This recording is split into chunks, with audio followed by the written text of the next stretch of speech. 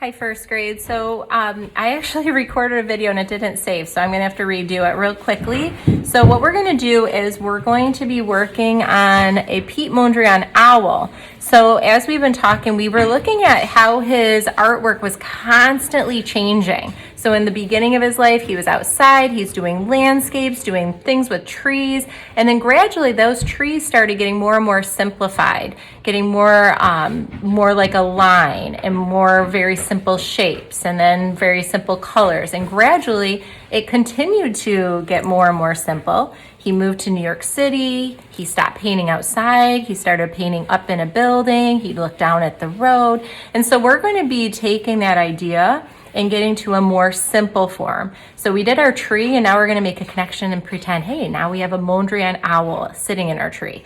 All right, so on my paper, let's go ahead and start with our name. So I have my name. Up at the top, I wanna really fill up this space with an owl. So I'm gonna create an arched line for the top of his head. And then thinking about an owl being symmetrical. Whatever I do to one side, I wanna do to the other. So I'm gonna do kind of a triangular shape on the top and make a nice round body, big U shape. Okay, so there's the body of my owl. And then I'm going to create the talons. The talons are like the legs or the feet of the owl. They hold on to the branch. Let's go ahead and give him two eyes. Now I'm going to start with coloring in with my Sharpie. And then I'm going to take it a step further. Okay, so just make sure they're about the same size. Now I'm going to create almost like a figure 8 going around the eyes. Like that. And I'm going to give him a little beak. All right. And now I'm going to go in and start thinking, I'm actually going to extend that right there. I'm going to start going and thinking about how Pete Mondrian only used vertical. So vertical is straight up and down and side to side. Okay, horizontal, okay, vertical is up and down, side to side is horizontal. So I did just make this one horizontal. So I'm going to connect it to here. I'm going to think about my verticals. And as I'm doing this, some of my lines are going to do what's called intersecting, where they're crisscrossing. But some of my lines may just connect to another area. So I'm only creating some rectangles. I can think about some squares. So what I would like for you to do is only do those vertical and horizontal. No diagonals, no zigzags, no curly lines. We're going to the very basic shapes. Sorry, we have some busy girls in the kitchen right now, so there's some noises happening. I'm going to keep going here. So continue here on the sides. All right, so I'm feeling pretty good about my owl so far. So please notice, only rectangles, only squares. I guess there is a triangle here just because of the beak, but we're gonna think about all the body being just the simple shapes.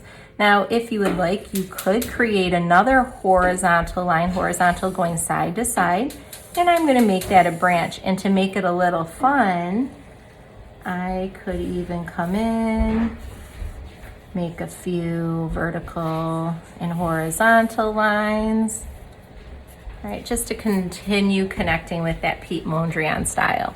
So after this, using our very basic colors, yellow, red, and blue, these are my primary colors. Remember, primary are the basic colors. You can make every other color with these.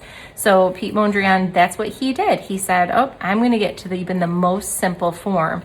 And he just added these 3 colors in a few of his shapes.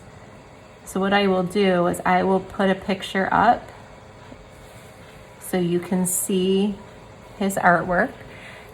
Please notice that I'm staying inside the lines. You never want to go outside or over a Sharpie line for this. So I like to outline my shape first, and then I can go in and color nice and solid.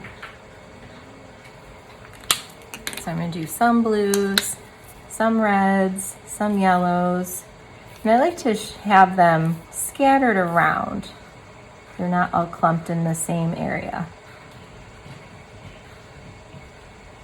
This is my red. Do his ear. Do a little of the beak.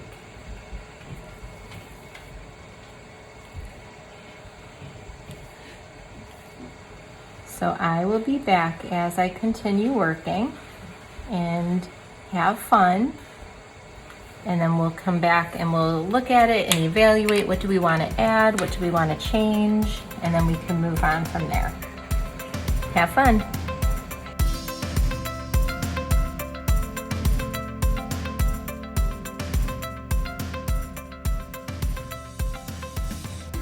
Okay, so now I have that done so far, and I'm just looking at it, and being part of an artist is evaluating what do I want to add, what do I want to do differently.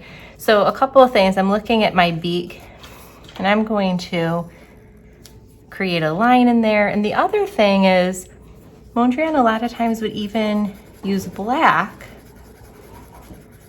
for some of his shapes, and I just thought that might be a nice way to add a little more detail.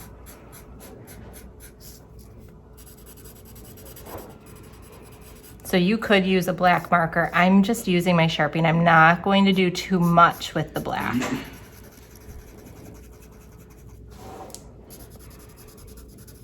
Sharpies can run out pretty quickly if you're coloring in too much, so I'm gonna keep it pretty simple here. But I just like that contrast with the primary colors and then with that black. Once again, staying inside those shapes. So this is a fun exercise for you. And then we're going to be moving on in the weeks to come with another Mondrian where we're going to use some paints to do our artwork. Okay. I could even come in, I'm going to do his feet black. So it's always good to step away, look at it, evaluate what do you want to add, what do you want to do differently, what do you want to improve. So it's something that can always evolve and grow. All right, I'm even thinking, I did draw a branch, and I think it would be a nice combination with his style. And do a couple vertical and horizontal in the branch. And I'm gonna leave it just like that. And then come in, and once again, choose a couple areas to fill in.